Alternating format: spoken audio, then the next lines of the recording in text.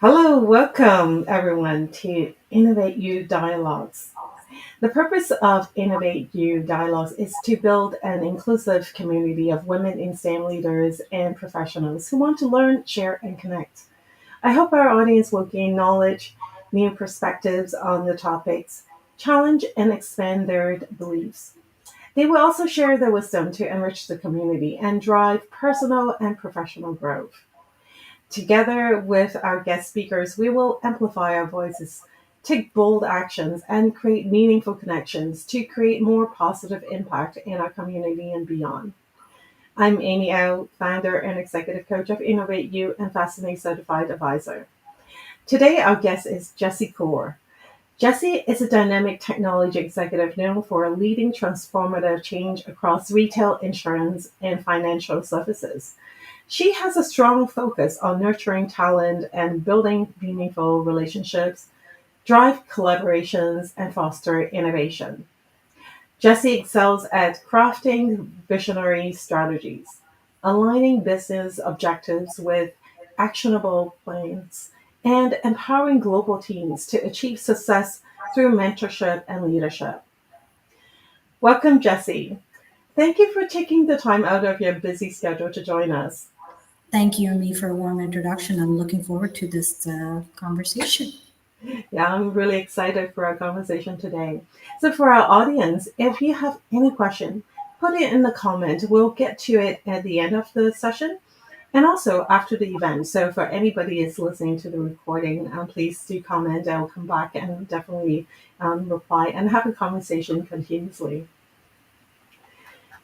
So, today, our topic is from the technical experts to visionary women leadership in STEM. So many of the women in STEM leaders are brilliant engineers, analysts, software developers, and architects. They spend years mastering their technical excellence, right? There's come a time when you realize that you're ready for more. You don't want to just like deliver the results, right? You wanted to shape the direction, you wanted to influence the culture, develop talents, and leading with vision. However, making that leap from individual contributor to a leader, especially in a space where women still underrepresented, is not only about having a promotion or having a title. So we're going to unpack that journey and what it takes, what could be holding us back, and how do we rise with clarity and confidence to take that leap. So quickly, I wanted to go to you, Jesse. Can you take us back to that beginning? What was it like starting out in tech for you? What kind of roles you were in? So this is an interesting story. I ended up in tech world almost by accident. Honestly, technology wasn't on my radar at all. There wasn't much direction in early years. Growing up, I was steered towards becoming a doctor, something that had been engraved in me over time. I started out in chemical engineering, but after a year, I decided to move back home closer to family and I reapplied to university. And the first program that responded to me was a computer science. At that time, I had little awareness of the field, but I decided to take a chance, and that decision changed everything for me. When I first walked into the tech space, I immediately saw there was a room for change, particularly when it came to representation. I remember thinking, why aren't there more women in this room? It became clear to me that I wanted to be part of that change, to be voiced in that space where women were still underrepresented. I took it head on, committed to making my mark. I started my career as a system support analyst, and over the years, I worked through various roles: system administrator, IT manager, business continuity manager, security, and head of IT for North America. Each step built on the last, shaping my leadership style and deepening my understanding of technology pivot role in business. Now, as head of IT and security at Bulk Barn, I look back at my journey with pride. It's been a challenging, incredibly rewarding ride, and I'm more committed to ever to pushing through the progress in the world of tech today. Wow, I love that. What really inspiring story of accidental going into tech because that change, that like just instance with the change that you see that there is a need there. You wanted to change the dynamics with more women represented in the tech world. Thank you for sharing that. I was wondering, was there any specific moments when you realized it was time to move into the leadership role? And if there were signs, like signals, that you were ready? I don't think there was necessarily a single defining moment, but rather a series of experiences that led me to realize I was ready to step into the leadership role. As I moved through various technical positions, I started to feel more comfortable, not just with the day to day challenges, but with solving larger problems. I think one thing I was good at was solving problems. And then that kind of led to collaborating with cross functional teams and driving innovated that impacted the bigger picture. And at that point, I began to realize it's an opportunity to influence, not just execute. What really stood out to me was the way, my desire to make strategic decision, mentor others, and create an environment that where innovation and collaboration could thrive. I found myself not only seeking ways to improve process, but also working to align technology solutions with broader business goals. I think one of the things we have to keep in mind that technology is no longer a cost center, it's actually a business driver. It has shaped over the years. Absolutely. I love that what you mentioned there. Sometimes it's not just a moment, right? It's accumulation of experience that it's somehow got accumulated so that it got right. Like now that you wonder, instead of just executing all those projects, why not having your experience also shape how that future could look like, how you can influence the decisions making, right? And bring that alignment of technology with the business goals that is so crucial. Once you can connect the dots, then you're no longer just executing just by a technology project or applying an application and giving a system to the business. And it's actually shaping how the business could run with the enhancement of the technology. And to your point about is not about just a cost center anymore because everything that we do will rely on technology more and more.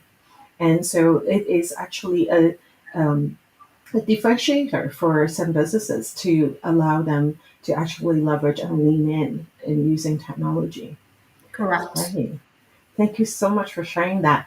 Now, looking back, what would you say that if there were like the top leadership skills that you said must have for someone that is looking into successfully transition from a strong operational role into a strategic leadership position? I would say, looking back at my own transition, I would say the top three leadership traits that are critical for successfully moving from the strong operation role into the strategic leadership position: visionary thinking. As you step into the leadership role, it's not no longer just about executing day-to-day tasks, but it's about setting a vision where organization or team needs to go. You must be able to see the bigger picture and kind of see where the future is heading, the future challenges that you would see within the organization, and kind of align your team and resources towards the long-term goal. I think the vision allows you to inspire others, direct efforts towards impactful outcomes rather than just immediate needs. And then also influence and relationship building, I think, is the key when it comes to leadership. Transitioning into a strategic role means you'll need to work closely with functional teams, cross-functional teams, and obviously influence decision and inspire people at levels of all organization, not just within IT, but within the business units as well. Building strong relationship, understanding how to navigate or communicate across the department, I think, is the key. It's not just about technical expertise, it's also about being able to influence others. Anything you bring on within the technology world, you want to make sure the business is able to adapt to it. You want to be able to align that change and get different perspectives within the business. And I think that collaboration really brings the right solutions for the organization. And the last point I would say is resilience and adaptability. As you move into the leadership, the challenges become more complex and more often unpredictable. So you have to be really resilient when it comes to facing setbacks, learning from failures, staying focused on your long term success. Being adaptable allows you to pivot when necessary, adjust to shift circumstances as well, stay open to new ideas and approaches. And I think it requires you to stay calm and clear mindset, even if the path seems uncertain, because within the technology world, things change very quickly. And with now with Gen AI, things are very uncertain in terms of where the future is heading. So I think it having that clear, open mindset really gives you the perspective where you need to be next. Wow, that's a lot there to unpack. And first, maybe going back to the very first point there, you talk about having that bigger picture, right? That you no longer just even one certain function or like the operations that you do, that you need to really look at a bigger picture and understanding how all the pieces, kind of like puzzle pieces, and put together, and then in order to form your vision. Can you deep dive into a little bit more of how that then you would understand that this is a vision that you're forming? And what would, for someone to take on, am I actually seeing the big picture? I think, as I said, for you, vision, it depends what you're setting for the organization. How are you really seeing that vision is, as I said, once you start speaking and start collaborating within the business, you try to understand what the business vision is. Because at the end of Mhm. the day, you have to align your vision with the business vision. You have to understand what the business really is driving. What is the driving force for the business? What is the business 5 to 10 year plan? And based on that, Right. that's what you really have to build your vision on, because business might have a different vision. If you have a different vision, you're not going to be successful. I think Mhm. having that collaboration with the business units is the key when creating that vision for yourself. And that bigger picture will really give you, what the business vision is, and you kind of articulate to your vision within the organization. Right, right. I love that. So, by listening to your business partners and understanding your stakeholders, understanding what challenges that they might be facing, what is that the long term vision that they have with for their business, and then you can apply of your skill set on in terms of technology and see how that can align and matches. So then you kind of like overlay on that vision and see how this can work together, kind of clicking and putting it into that puzzle. And that gives you a holistic view. So sometimes what happens is that, in our technology, over the years, what has happened is we've worked in silos. Each of the departments, especially IT, IT is basically has, as I said, has been known as a cost center. Whereas now we're the business drivers. We need to know what technologies are, what the business is doing, so we can bring on the right set of technologies for business, tackle those challenges, and kind of bring more of a revenue center within the organization. And the only way Mhm. to do that is by collaborating, understanding what the business challenges are, and working on them and creating the bigger picture. Right. Oh, absolutely. So having a vision by understanding the business goals, understanding the vision, how you can align with it, and seeing that as a holistic approach instead of just looking at it in silos, making sure that you're collaborating, and so that building the relationships is key, so then you can influence and giving your ideas and helping the business to achieve their goals, and building the resilience, right, as you mentioned, that yes, not every time that you what you try is going to work, and you might have to adapt, you might have to learn from those mistakes and be able to continue on, pivot, and making sure that you're still aligning with what the business wants to achieve, and applying your skill set to enable the business to achieve a bigger goals, right, the longer term. That's really insightful of what you just shared there. So let's take a look from a different angle now that we talk about how an individual contributor started to see that now I'm kind of ready. I'm accumulating some experiences. I wanted to giving my skill sets and understanding of the business. We wanted to collaborate more. I wanted to be able to influence and the decision making. And let's take a look at now. Once the person that is um, already getting a leader position, then we're talking about executive presence is going to become a necessary skills, a trait, because it's not just about what you know anymore. It's about how you show up and how you perceive and how you can influence decisions, as you have mentioned earlier. And it's different, right? Between being seen as a great contributor, that you can deliver your results, you can deliver a project on time, on budget, but being trusted as someone that is strategic, that can go with what the business wants. How would you define what executive presence is, Justin? I think for me, executive presence, it's not just about how you speak, how you look, or the titles you hold. I think it's about how you show up on the table. It's about how you carry yourself and how you make others feel in your presence. I think that is the key. It's also about inspiring trust, as you mentioned, and it's about creating an environment where people feel safe, feel heard, valued, and they're motivated to follow up. You have to create that environment. You have to bring that vision. You have to make them feel your presence at that time, right? It's how you really carry yourself in that space. You being able to listen to them, you're being able to provide feedback is the key for the users to be really, for them to see what it means in your contacts. Hmm. So, as a woman leader, what challenge do you see as is experienced more than a male counterpart? I think the biggest challenge is just the. I think from my experience, one of the biggest challenges initially when I walked into the room was, walking into an executive boardroom and being the only female and only female of color, and it's like I don't know if I can really speak in this room and not having that voice.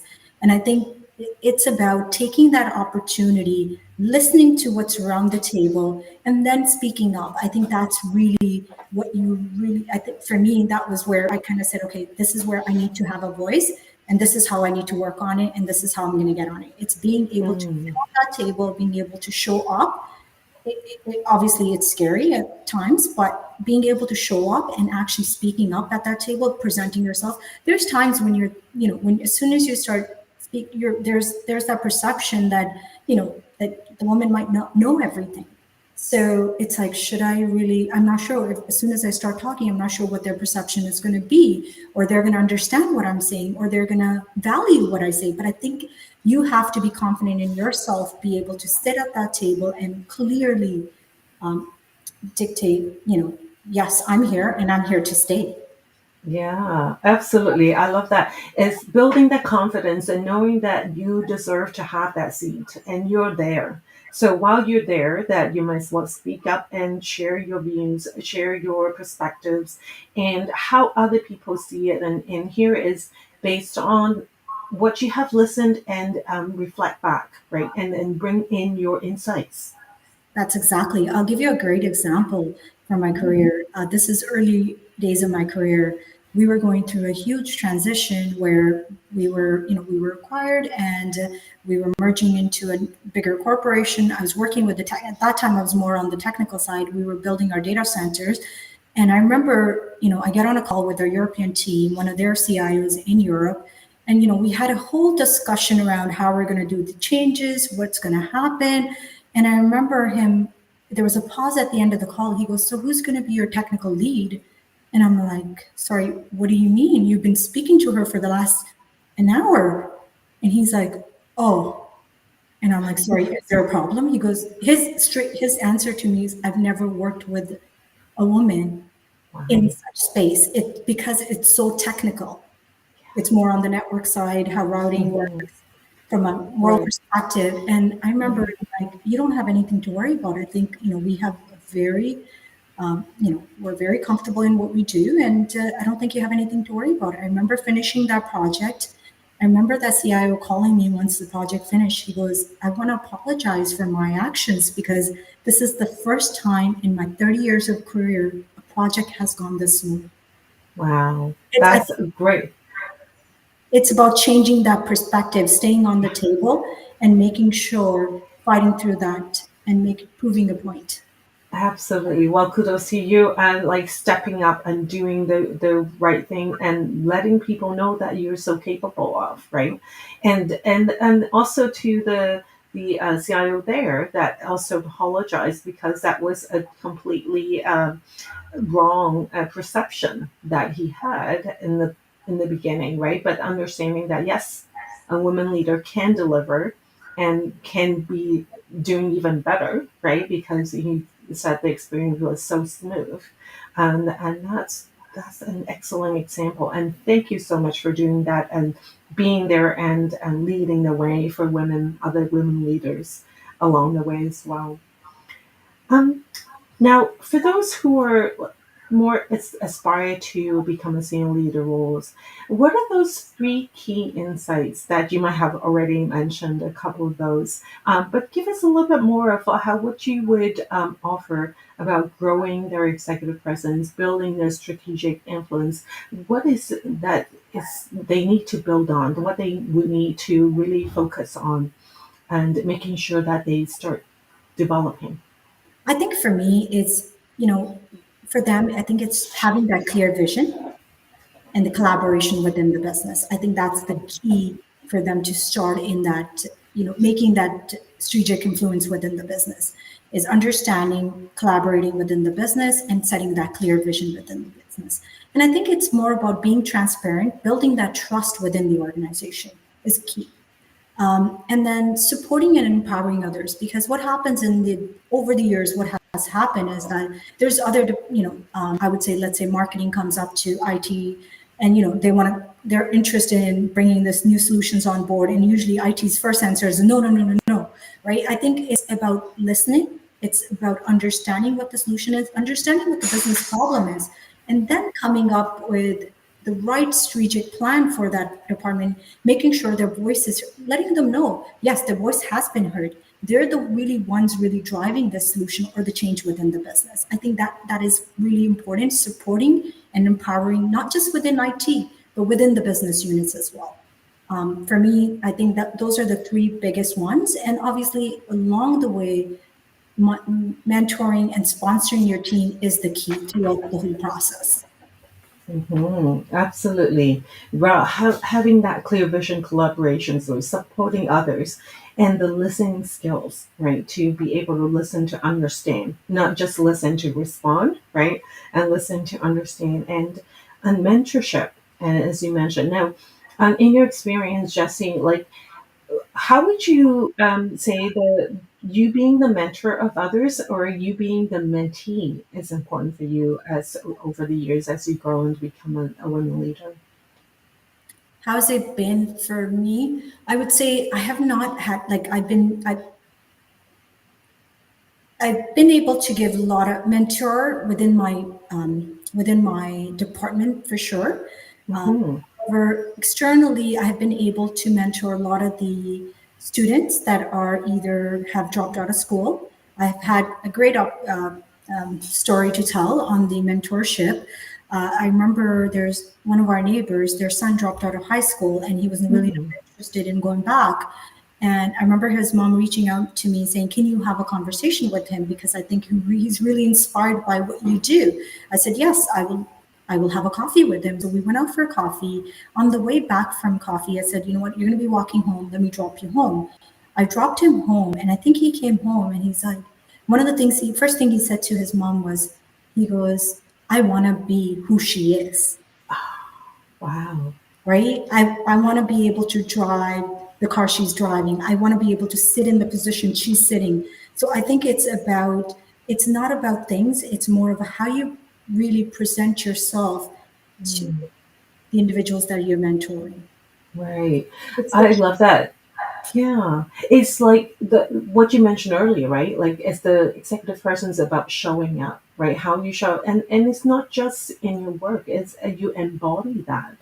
So in your private life as well, and you show up as a leader, and people can feel that they feel your presence, and that influence is beyond, right? That imagine that person if did not have a chance to talk to you and truly dropped out of high school and not able to move on and do the path that he must have chosen a better path now.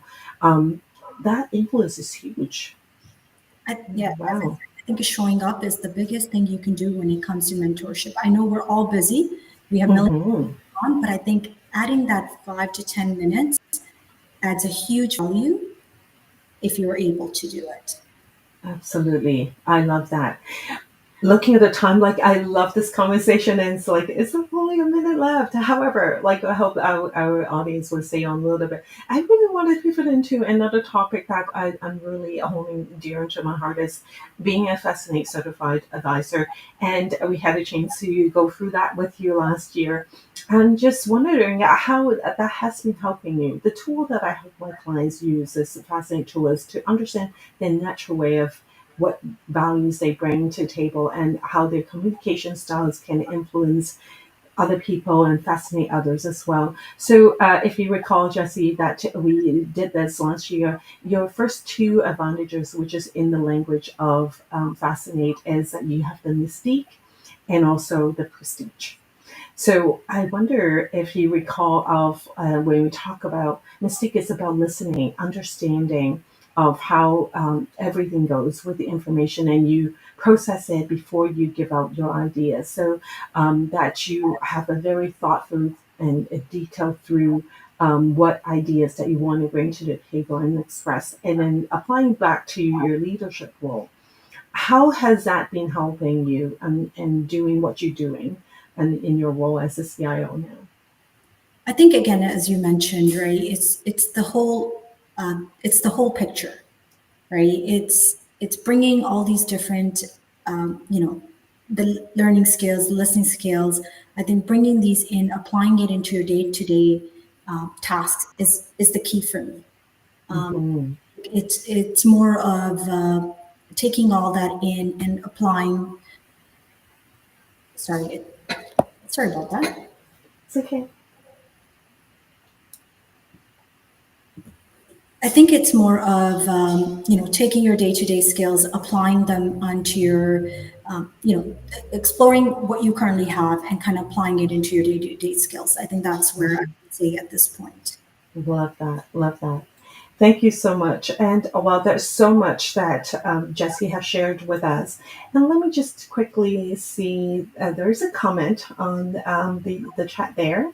And Sharon Rose has mentioned I'm no longer a cost center. Yay, right? Like a lot of times that we had the incorrect perspective, I would say, that IT is a cost center because, yes, it's you have to invest, you have to put the money in so then you can get the benefit of it for the business, right? Totally agree with you, sharing those. And thank you for commenting on that as well. Let's look at what's if there's no other questions. So before we go to wrap up, if Jesse, you can give us one more piece of advice for women in senior leader who are really ready to take on that next big leap to become a visionary leadership, what would that be? I always make sure you have, I think for me, it's always make sure you have a seat at the table. Don't shy away from opportunities to present and contribute. Observe, listen, and take in the dynamics. But when there's a moment for you, speak up confident. Your perspective is valuable. I think sometimes we have this perception that we might not be taken seriously, but always remember your perspective is valuable and sharing it can shape decisions and outcomes for the business. Don't wait for someone to ask for your input. Take the initiative and make your voice heard. I think that is the key when it comes to leadership. I love that. It's just don't wait for asking to you to speak up. You have a point of view. You have to speak up. You take on that space, right? Like, and be at the table, amplify that voice, and take that whole step, right? Sometimes it might be scary that, oh, what if I say something that people just not agree with me, or like thinking that is a dumb question and whatnot. But there's no dumb question. You Yeah. have to ask it because everybody might be thinking about the same thing. It's just not speaking up. And you have the chance and you should take that opportunity to speak up. Love that. Thank you so much, Jesse, for today and joining us, and the audience as well. And thank you, really insightful, of helping us to learn how from an individual contributor can become a visionary leader, especially for women in STEM. So, for our audience, what is your takeaway and what leadership skills that you want to strengthen this year? If you're listening to the recording, leave a comment and share that thoughts with us as well. We'll come back and definitely Jessie will be willing to share her insights, and if you have any questions for her as well. Now, don't forget to follow Jessie on LinkedIn as well. Our next Innovate You dialogue is going to be on May the 23rd. It's also a Friday at 12 p.m. More detail will be announced very soon, so stay tuned. If you're ready to amplify your leadership, schedule a time with me to explore our partnership to help you overcome barriers, unlock your potential, and also amplify your leadership voice. Bye for now.